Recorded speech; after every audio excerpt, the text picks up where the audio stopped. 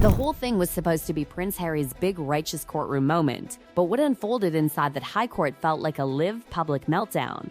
The kind that doesn't just shake a case, it shakes a reputation. He walked in as the wounded prince demanding justice, and within hours, the room started reading him like a headline. Not calm, not calculated, not in control, raw nerves, clashing claims, and a simmering anger that kept spilling out at the worst possible moments. And that's the part people can't stop whispering about. This wasn't a neat legal story.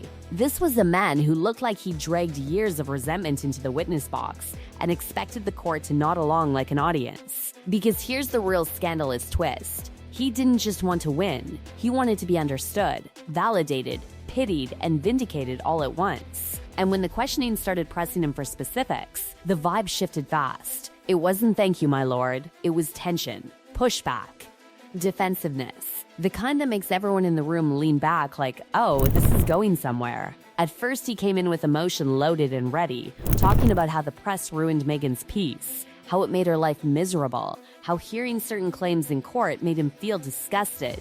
His voice reportedly shook. He choked up. It was the kind of delivery meant to crack the room open. And for a second, you could almost feel the strategy: show pain, show trauma, show moral outrage, and the court will see a victim. But the courtroom doesn't run on vibes. It runs on receipts. And that's where things started slipping. Because the more the cross-examination tightened, the more his grip on details seemed to loosen. The confident this happened energy kept turning into "I believe" and "I felt" and "I assumed." And listen, feelings matter in life. But under oath? Feelings don't replace facts. That's when the cracks got loud. There was this growing sense that he wasn't just answering questions, he was fighting them. Like he couldn't stand the idea that his story might be treated as just another story that needs proof. And the more he resisted the basic rhythm of the process, the worse it looked. Because it's not a podcast interview. It's not a documentary confessional. It's a courtroom, and the rules don't bend because your last name is Windsor.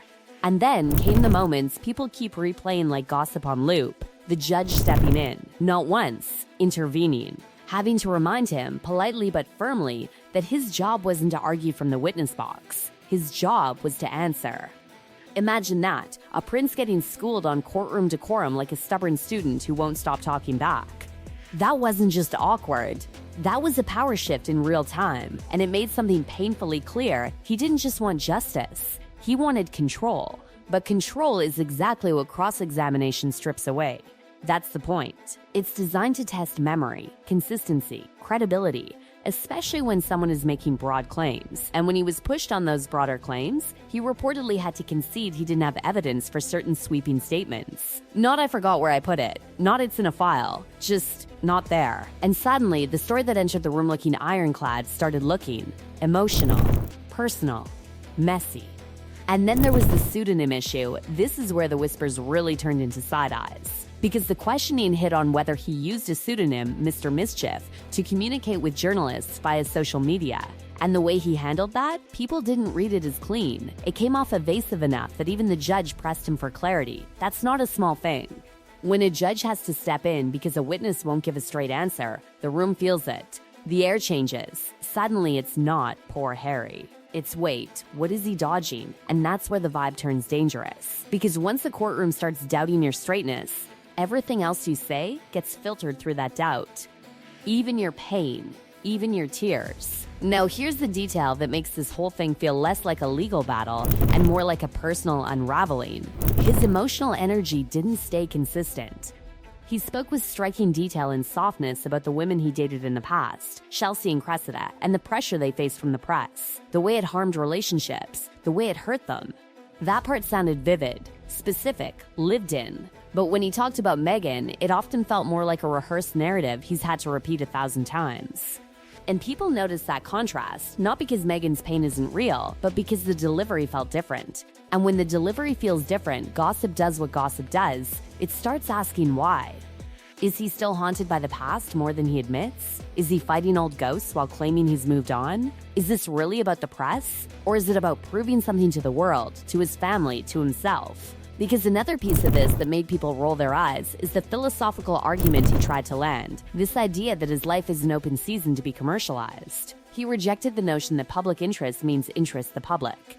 But critics immediately pounced on the obvious contradiction. He's made a fortune telling his own story through major media projects. And that's the point that keeps circling back like a curse. He's angry about commercialization, but only when someone else is cashing the check. And as the pressure climbed, the testimony started showing something more intimate than anger: need. The most jaw-dropping moment wasn't a legal argument. It was a plea, an emotional, almost choked line that sounded less like a witness and more like a son. "Daddy, help me, please." A private appeal to King Charles brought into the orbit of this public ordeal. And according to the script's account, the response was ice cold in its message. No rescue, no intervention, no backdoor back into the palace. That's when this stops being just Harry versus the tabloids and turns into something darker: Harry versus the consequences of his own war. Because if the palace doesn't reach for him, it changes the entire optics. It signals to the public that she chose this path and now he has to stand in it alone. And that isolation, it clung to him in court. You could almost feel it, like he came in expecting the weight of his title to soften the room, only to realize the courtroom doesn't care about titles. It cares about coherence. And outside the courtroom, the public mood in this script hardens into something brutal. People don't just want him to lose. They want him to pay. Not emotionally, financially. Like a final ledger closing on years of drama, interviews, accusations, and transatlantic spectacle. The argument goes like this: if you sue and you lose, you don't get a sympathy parade, you get a bill.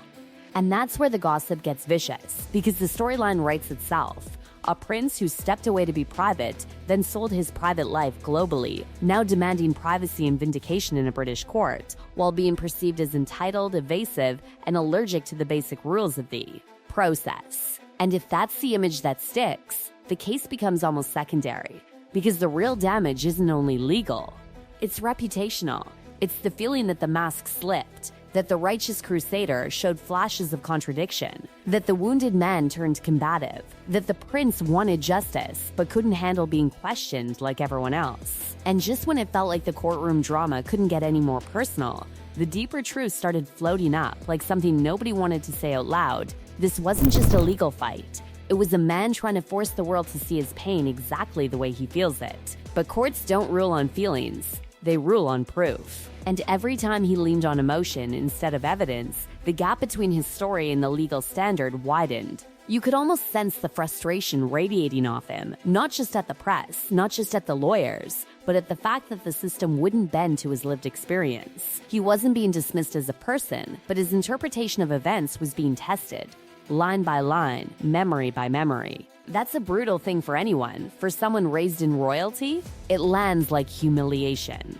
Because this is the twist no one expected. The more he fought to prove he'd been wronged, the more the spotlight shifted onto him, his credibility, his consistency, his reactions. The case stopped being only about what the media did and started becoming about how he responds under pressure. And under that pressure, he didn't look icy or strategic. He looked wounded, defensive, and deeply, deeply tired.